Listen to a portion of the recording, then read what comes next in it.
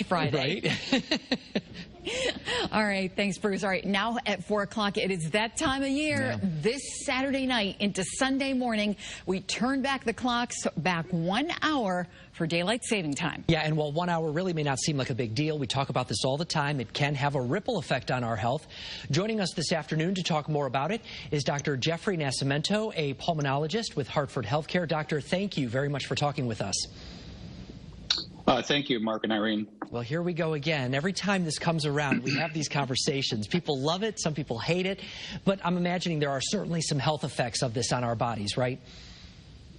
Yeah, definitely. I mean, in terms of the changing of the time, even though it's 1 hour, like you said, it can have a pretty dramatic an impact on some people. They have a difficult time in terms of adjusting their clock to the new time shift. So it seems to be a little bit worse in the springtime when we spring ahead, but when we fall back in this time of year, the effects aren't as bad.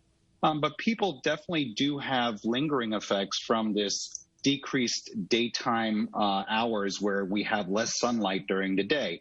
So people do have higher risks for depression, anxiety, substance abuse, and even suicide rates can go up during this time of the year.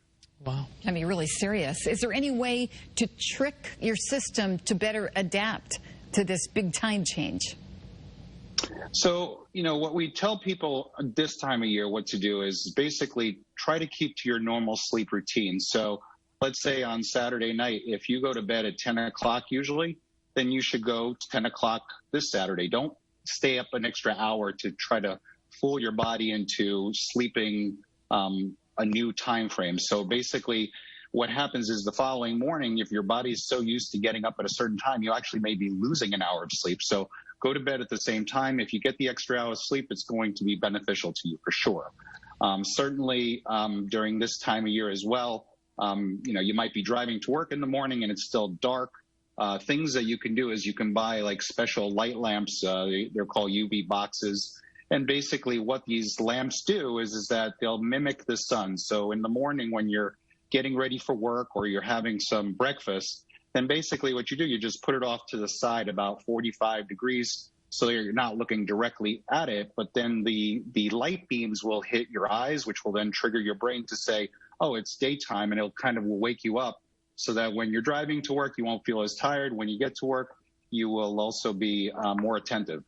I think the hard part for so many people this time of year is that, Monday, when everyone's back at work, or Sunday afternoon, it's almost dusk now at like 2:30 or 3 in the afternoon. And that is a hard thing to adapt to. You're still at work and the sun is setting. Are there certain things you should watch out for, as the days progress, Doctor, where maybe you should recognize that you're not adapting to this all that well?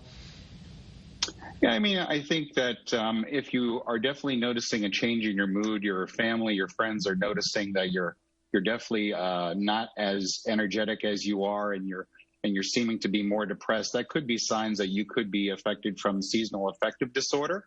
And so basically what we would try to recommend is, seeking attention from your medical professional and see what they suggest for you to do.